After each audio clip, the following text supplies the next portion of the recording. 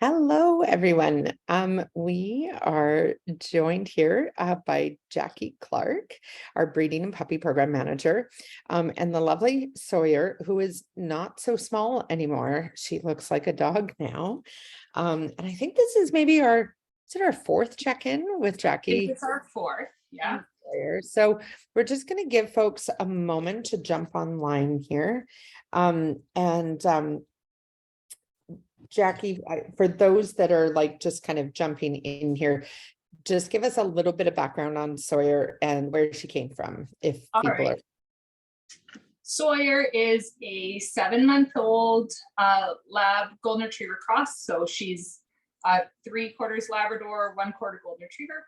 And she came from an exchange with Career Dogs Australia down in Brisbane. So we're hoping that she's going to be an addition to our breeding program down the road.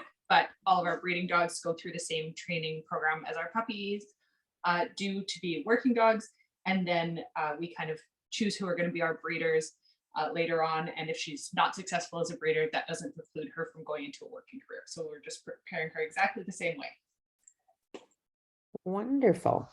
Okay, so for those of you that are just joining us, if you are on Facebook, pop into that comment section and just tell us where you're joining us from. If you're joining us on Zoom, you'll see behind my head here, you can ask a question by clicking the Q&A button, but you can also jump into the chat and just tell us where you're tuning in from. We always like to know where folks are joining our broadcasts from. So with that, that Q&A button or the comment section on Facebook, you can use to also ask questions that we will answer live on the air. So Jackie and Sawyer and I have kind of been following along with Sawyer's progress as she moves through training and her different developmental stages. So Jackie, tell us what we're gonna look at today and what we're going to talk about with Sawyer. Yeah, so 7 months old. Any puppy raiser listening is not going to be super happy to hear, but 7-month-olds is kind of the best it's going to get for quite a while. And so at 7 months, we have started to make some progress on her skills. Her socialization is coming along pretty well, and we're just kind of on the threshold of adolescence. And so I'm just going to turn you a bit so you can see her a bit more and my coffee table a bit less. So we're just on the threshold of adolescence. And what that means is that, we can kind of prepare for some normal struggles that are going to happen during adolescence. It doesn't matter how well trained our dogs are. It doesn't matter how well bred our dogs are. Adolescence comes for everyone, just like it comes for all of our kids, and it came for all of us. And so we're just looking at starting to build in or continuing to build in some of those skills that are going to be really essential during adolescence. So, calmness has been a big one for us right since we started this journey with Sawyer, and she's coming along really well on that. So she is able to spend lots of calm time on her bed and just kind of shut off. I don't know if you could see, I'll move you a little bit closer to her. We have been working on this head down behavior when we're on our bed. So she's super, super cute, but just so that we're starting to get that really nice settled behavior, and not that anytime she's on the bed, she is kind of staring up at me and trying to solicit attention, because that's where we tend to get some of the demand barking and some of the ways that the dogs try and solicit attention that kind of works against that calmness. So we're continuing working with the calmness. And then the big things that research tells us, whether it's human kids or whether it's our canine kids, that help to see us through adolescence the best, are focusing on relationship over behavior. So we're going to really work on maintaining that strong relationship between the two of us, rather than getting frustrated if, I tell her sit and I figure she should know sit and she doesn't do it. We're going to take some steps back and set her up to be successful. We're going to focus on being able to disengage from the environment. The environment becomes super important to teenagers. They're kind of programmed to have really high impulsivity, really low kind of self-control. And so we are going to work on, how we engage with our people and disengage with the environment and keep building those skills. And then the other thing that we're going to work on kind of building into adolescence is being able to have a dimmer switch. So what a dimmer switch is is, you'll hear people say, we want a light switch dog. We want a dog that when we turn them off, they're off. So they're nice and calm on their bed. They've got that head down behavior. They're out. And then when they're on, they're on. But some bulbs burn more brightly than others. And so in adolescents, especially, we can get dogs that are stuck. Either I do off really well, but when I'm on, I'm at full brightness and I don't have kind of any levels in between. And so we're working on building the ability to access different levels so that our adolescent dogs don't think, it's either off or on. And when I am on, I am really on. So some of the ways that we can do this is we toggle between behaviors of different intensities. So it's not just, fairly low key on our bed here to, fully sprinting at something, but I might call her off her bed. So off. Good girl, sit. And just get her to do sit, which is not a super high arousal behavior. Chin. Good. We need to get you turned around so people can see what you're doing now. Good. And then good. Nice work. So we're kind of doing some stuff that's got a little bit more movement to it than the bed does, but is not super taxing for her. Let's see if we can get her to do her chin this way. She's pretty cute. Okay, Sawyer, here. Good girl. Chin. Oh, you're like, I want to do it and down. Come on. Good girl. Chin. So she really commits to her chin. Good. And good means that treat's going to come to her instead of her coming to the treat. Chin. Good. And so chin is, for those that are watching, like, what is the purpose of the chin behavior? Because I know that it is multifaceted. So maybe explain that. So it is multifaceted. So some of the ways that we can use it is I can use it to start shaping that chin down to the bed behavior.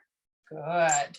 I can also use it when I want to get some stillness. So for instance, if I'm wanting to work on like nail trimming, in the chin behavior, she is very still. And so I can start working on, when you're in a chin, you stay still.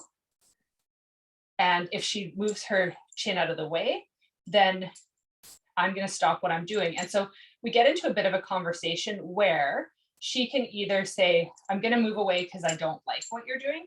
In this case, she's saying, I'm going to move away because I don't understand why that hand is coming towards me and it doesn't have a treat in it. Yes. So I just touched her paw with her still in the chin and I'm going to feed that. But we can work on that being a real stillness behavior. And then good. She stays in that as I try and touch her. But if I do something and she moves her head away, then I know that, the trust quite isn't there and the stillness isn't there. And so we're going to work on really building that behavior. I had a third one. What was my third one? She's like, I don't know. Oh, we could teach her to kind of be a bit more stationed in different situations. So, when we have nothing else with us, we still have our hand. So I can use my hand to get her stationed. And so for instance, if I'm wanting to teach her, kind of not to move around to follow a treat, I can get a chin. And then even if, let's see if we can get, you're like, I'm not turning my head that way because the treat bag's up here. So if I get her like this, even if, chin, sorry, chin. So even if the treat is up high, we want her to commit to that chin so that, good, we're not having a dog that's coming up at treats. And this is a nice way to kind of anchor them. Whereas if I just had her in this position and I want her to kind of keep her head down, but I start moving my treat around, her head is naturally going to follow it. So chin. Good. Yes. So getting her into that position really helps me with that. Excellent. So for those of you that have just joined us, I see a bunch of new faces have kind of dialed in here. And so we are chatting with Jackie Clark, who is our breeding puppy program manager. And she is also puppy raiser to this lovely little lady, Sawyer, who's now 7 months old. If you have questions for us that you would like us to answer on air, if you're on Zoom, click that Q&A button and type your question in, and we will try and answer it. If you're watching us on Facebook Live, you can just type questions into the comment section and we will answer those as well. But either way, let us know where you're tuning in from and also how you heard about our Tune In Tuesday broadcasts. So Jackie, you touched on how adolescence is a fun time for most species. And so what do you expect to see in Sawyer in the next several months as she really kind of enters that adolescent period? So, in adolescence, I'm expecting her to become more interested in other dogs. I'm expecting her to be more interested in kind of what's going on in the world around her. And, biologically for a social species, adolescence is really where they decide, what is there out there in the world? And am I better to stay with the social group I was born into, or am I better to move off into another social group, whether that's to find a mate or whether that's to find friends? And so, if you liken it to human adolescence, is my home a safe space? And even if I mess up, it's still a safe space? Or, am I better to go off and find a group of friends who are going to be, my chosen family? So same thing with the dogs. If they start to get really cued into the environment and it becomes a case of, are they going to kind of maintain their relationship with us, or are they really going to decide that kind of out in the world is where the big payoff is? So, with that, we mentioned, really wanting to maintain that relationship. And so, I do expect that as she's growing, that kind of the brain's going to go offline a little bit. And I was listening to a podcast with a physiologist, and they were kind of explaining it really well in terms of that the body has a certain number of calories to use. And either when the body is developing or when the brain is developing, a lot of those calories are going to those processes. And so, we tend to think that there should be a lot of thinking going on, but if all the calories have been used for growing, then there isn't really a lot left. And so we do tend to see behavior deteriorate. We tend to see people say, oh my goodness, like it's like they've never heard the sit cue before, even though it's been highly reinforced for their whole life. And we know that physiologically that's happening because, those calories are being used elsewhere. So, rather than kind of coming down hard on her about it, I'm going to set up situations where she's going to be successful. So it may be, choosing more rest on some days and saying, hey, we've had a big day. We've, gone on a field trip with one of the kids. We've gone out for lunch. That's probably all that you can handle today. We're going to, chill for the rest of the day. Or it might be saying, hey, I've asked you to sit twice. You have not done it. That tells me I'm not likely to be successful a third time. And so I'm actually going to take a couple steps back in my training, and I'm going to, maybe go back to using my lure to get you into a sit so that we're successful and build on that, instead of making it a conflict between the two of us. So we have a couple of questions that have come in. Wonderful. One is, does she have a favorite cue? And if so, what is it? Bed is pretty high on the list. As you can see, even when I ask her to get off, she gets back on her bed because we've reinforced that a lot. And like most of our dogs, she quite likes perch, which is to put 2 feet up on something. Perch tends to be quite a power pose for our dogs. And so it's a good way for us, if we're in a new environment and we ask for perch and we don't get it, it kind of tells us that their brain isn't where we need it to be. And we need to do a little bit of work on getting them to re-engage with us before moving farther into that environment. So you can probably, could we do perch on the mantle, I think, or on the hearth? Sawyer, good girl, perch. That's it, perch. She's like, we do not do this with you sitting down. Sorry, you're gonna see my legs. Okay. We can handle it. Yes. Oh, that was a jump on. That was tricky. So there, she was wrong, but instead of focusing on the fact that she was wrong, we're gonna give you a freebie for trying that time. Sawyer. Perch. Yeah, is it too hard with the bed there? Perch. So I've asked her twice. It hasn't happened. I'm going to go back and I'm going to use my treat and just lure her up.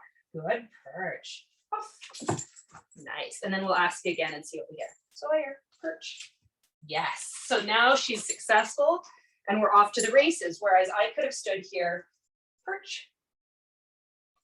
Oh, good try, but no. Sawyer, perch. Yes. Yeah. So whatever happens after the yes, I'm not so concerned about. Let's try again. Perch. That's it. Perch. So then I know, okay, I'm going to move back a step and there's no point in continuing at a step where I'm being unsuccessful. So I've taken my cue out because I don't want the cue to be associated with me having to help her out, so that if I say the cue without helping her out, that she can't do the behavior. Good girl. And then this time we'll see if she'll offer it on her own.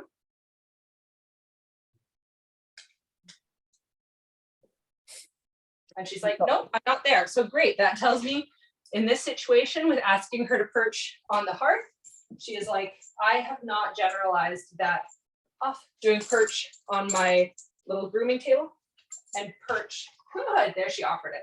Off. And doing perch here are the same thing. So when we're teaching our puppies anything, the acronym is LOVE. So the first time is lured. So lure just means if I have a treat in my hand, she's going to commit to that and she's going to follow it like it's a magnet. And so I can use that to move her into position. So I would use that to get her to put her front feet up. Yes. And then the O is for offered.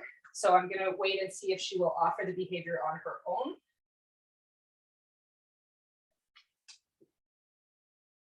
And she's like, I'm going to try offering different behaviors, which are not the ones that I want. So I'm not going to reinforce them. And then the V in LOVE would be for verbal. So then we put it on a verbal cue. So I'm being successful here at the lured phase. We're not being successful at the offered phase. So we're not going to go on to that verbal cue. Release. Because that's not what we're doing. We're not doing a down, but nice try. Come on. Move. That's where I'm going to sit. Thank you.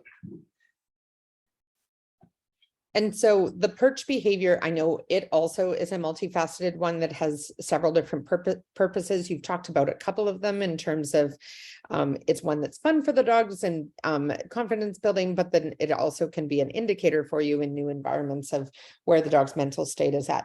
What is it? What are some of the, I know initially when we're teaching it, we teach it with like a perch pot or a block or something like that.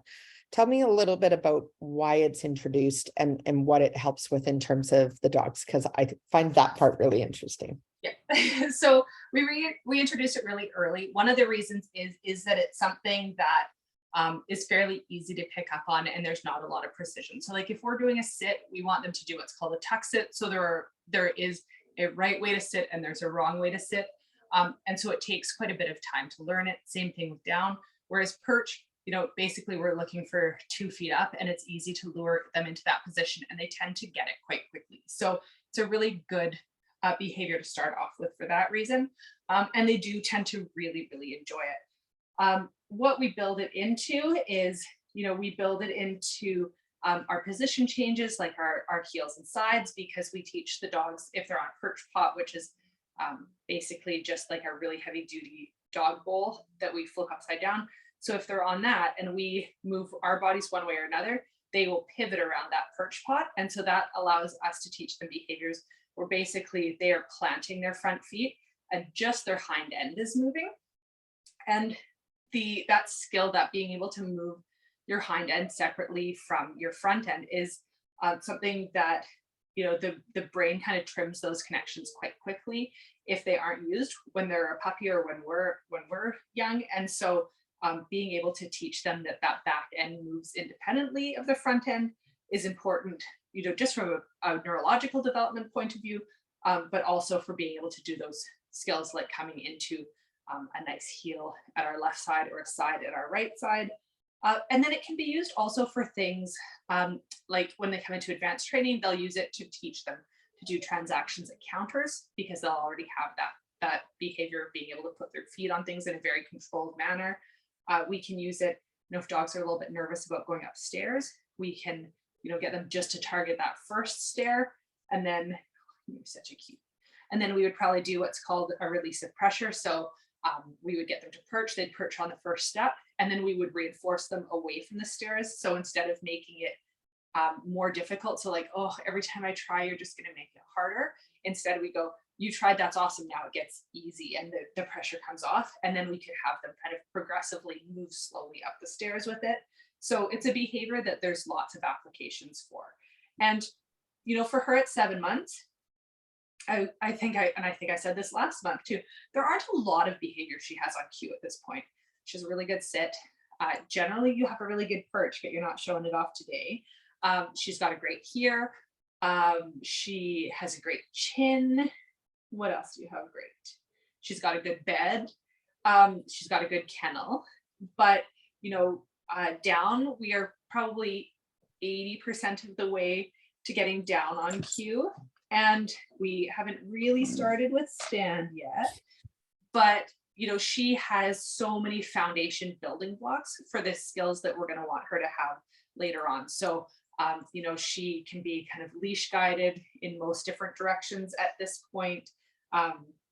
And she has kind of all those building blocks that we can combine into different behaviors. She's really committed to following the lure. And so, even I was using her last night as a demo dog for my late class, which are dogs that are nearly ready to come into training. And even though she doesn't have the skills that they do, we can kind of fake it most of the way, because she does have the foundation behaviors there that we can kind of assemble into a way to mimic the behaviors that we're training those older dogs right now. Who hates their puppy raiser? Is it you? Yeah. You're awful, Jackie. Yeah. Especially your belly rubs. So we have a question that I may not ask you to demo, because I think actually it would make a really interesting topic for maybe our next check-in. But maybe you can answer part of the question. So one of it was, would you be able to demonstrate how to brush Sawyer's teeth, and how often dogs' teeth need to be brushed with toothpaste, and can chewing on something replace toothbrushing? So maybe we could answer the question this time, but maybe we could do a future check-in and talk about kind of grooming and cooperative care, because I know that's something that we work on. Sure. So toothbrushing, the depressing thing about toothbrushing is it's kind of like with us, the secret to toothbrushing is regular toothbrushing, and really that should be daily toothbrushing. So I know the puppy raisers that are most successful at toothbrushing, they just end up putting the dog's toothbrushing stuff beside theirs, and having the dog have their teeth brushed at night when they're brushing their own teeth. And then with all of our dogs, we use actual toothbrushes. So they don't have to be dog specific toothbrushes. We use actual toothbrushes. They can even be electric toothbrushes. We don't use any of the little finger ones that you can get that just kind of pop over your finger like a thimble, but they're made out of latex. And the reason is that we have had so many puppies swallow those over the years that we just don't think it's a good risk. So toothbrush is really hard to swallow if we were going to use something on our finger instead of a toothbrush, because we were trying to shape some kind of a toothbrushing behavior. We would probably use like a face cloth. So there's no way that this puppy's gonna manage to swallow a face cloth before I can get it away from her. And in terms of chewing, most of the dogs I know don't really stay powered chewers past adolescence. So it's quite common for dogs to be real chewers until about a year. And my understanding is that kind of things are still moving around even if they have their adult teeth up until about a year. And so you do have some dogs that continue to be big chewers, but a lot of dogs just don't. And so it's not a great alternative for our dogs in terms of keeping their teeth done. And I mean, there's some enzymatic water additives or some supplements that you can get as well, but kind of nothing takes place of good dental hygiene. And I'm sorry, I have 2 dogs that are locked in separate rooms, and one of them is singing me a song to let me know how distressed they are to not be a panelist on Tune In Tuesday. Well, and my guys just heard yours and thought that there was a dog in the room, so they lit up too, but the treat and train solved that problem. So okay, I'm just going to ask if there's any last minute questions from anyone, either on Zoom. You can type it into the Q&A box. If you're on Facebook Live, you can certainly ask questions in the comment section. And Ella, we will try and come back, because I actually think cooperative care and grooming in general is a topic.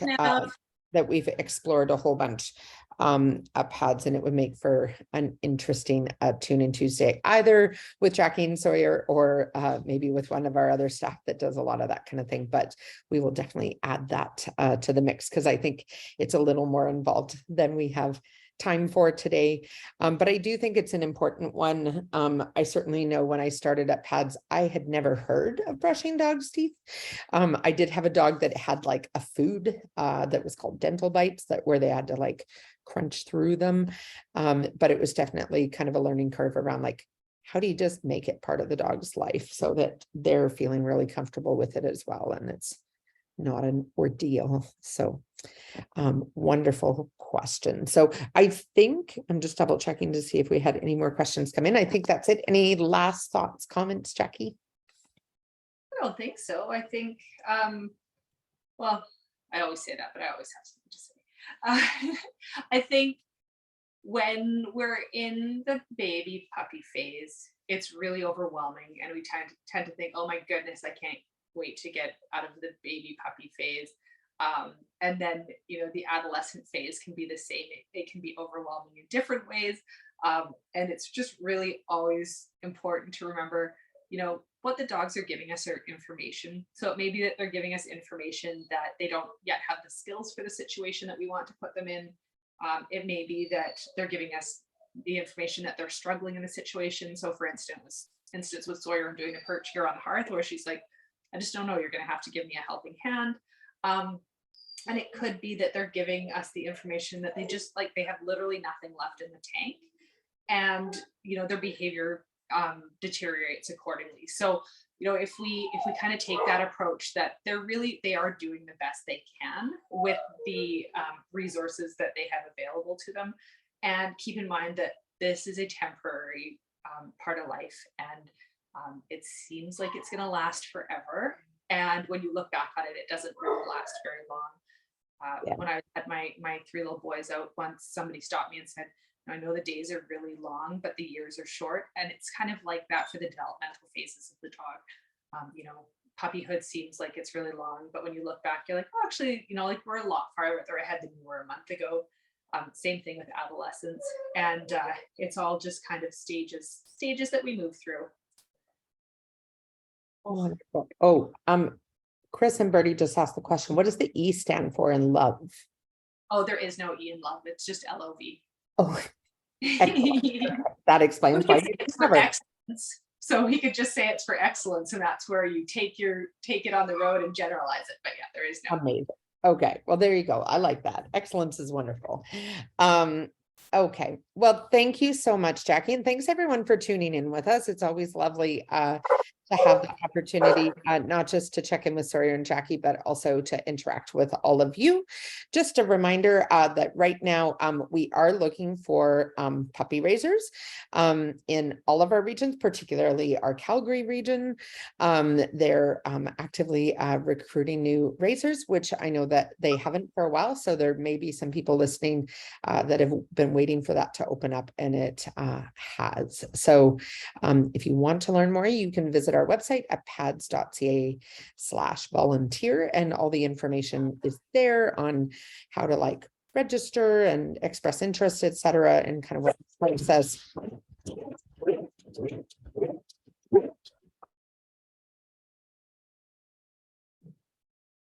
And there is someone at my door. So I apologize for the final symphony, but there's someone at my door. So I am going to let everybody go, but pads.ca/volunteer, or the other option is always, if you can't volunteer, your donations are greatly appreciated at pads.ca/donate. So thanks so much, Jackie. We will see you soon. And a couple extra Cheetos for Sawyer for being such a great guest. Bye, Sawyer. Bye. Hi, Jackie.